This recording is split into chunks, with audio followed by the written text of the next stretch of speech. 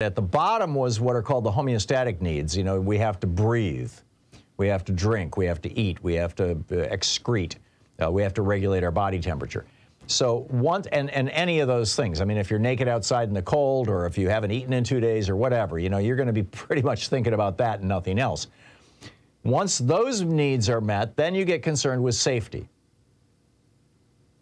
And as long as your safety is not satisfied, as long as you feel unsafe, all those needs above that, the social needs, the interpersonal needs, the aspirational needs, the enlightenment needs, you know, that Maslow identified, all of those they become invisible. Because all you can focus on is safety. This is why George Herbert Walker Bush's Willie Horton ad was so effective, because, you know, the guy was a murderer. And he got out of prison and murdered a young woman. And, oh, my God, you know, and then, of course, on top of that, he was black, and, you know, throw that in. And the way Lee Atwater and George Herbert Walker Bush thought it would, which is it scared the hell out of enough white voters that, you know, he beat Michael Dukakis. This is what the Republicans are planning on rebooting right now. And any minute, I guarantee you'll start seeing these Law and Order ads. And by the way, this isn't just happening in the United States. The pandemic whacked the whole world.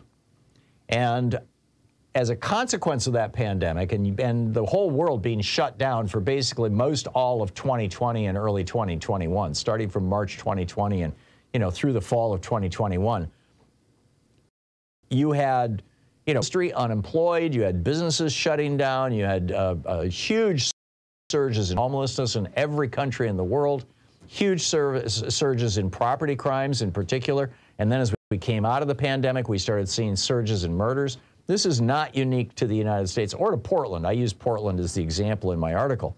You know, our personal experience of, you know, Louise being chased by a psychotic homeless person, our house being, somebody trying to break into our house, breaking into a neighbor's house, stuff like that. But this is happening everywhere.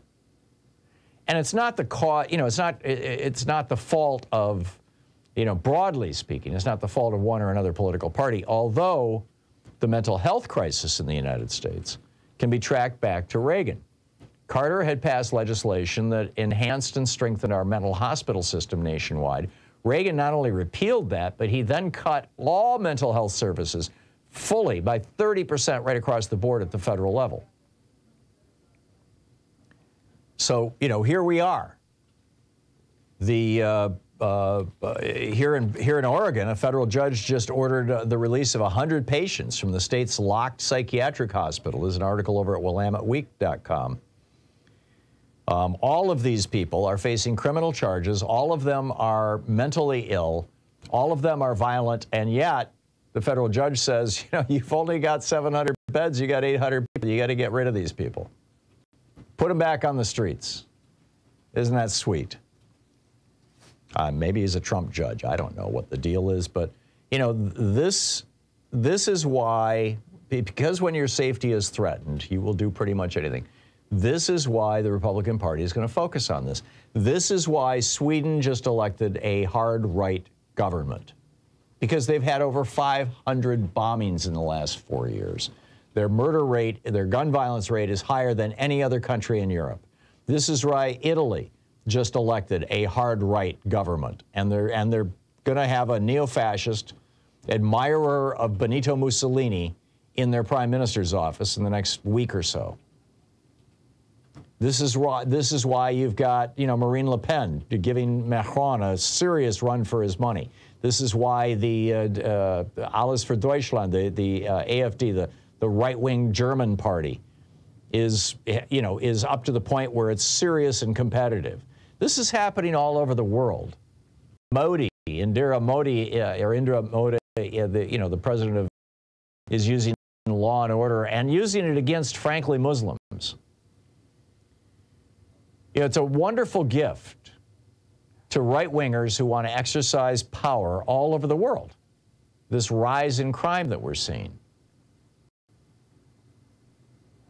And the Republican Party thinks that they can surf this thing to victory in 2022, and they're setting up for 2024. And so, what I'm saying is Democrats need to get ahead of this. I wrote about this a year ago, and I wrote about this 2 years ago over at HartmannReport.com, almost 2 years ago. And just saying, Democrats, get ahead of this. This is coming, and here it is now. It's literally the top headline at the Washington Post, or at least it was, last night as I was finishing up my piece and preparing it to send out this morning.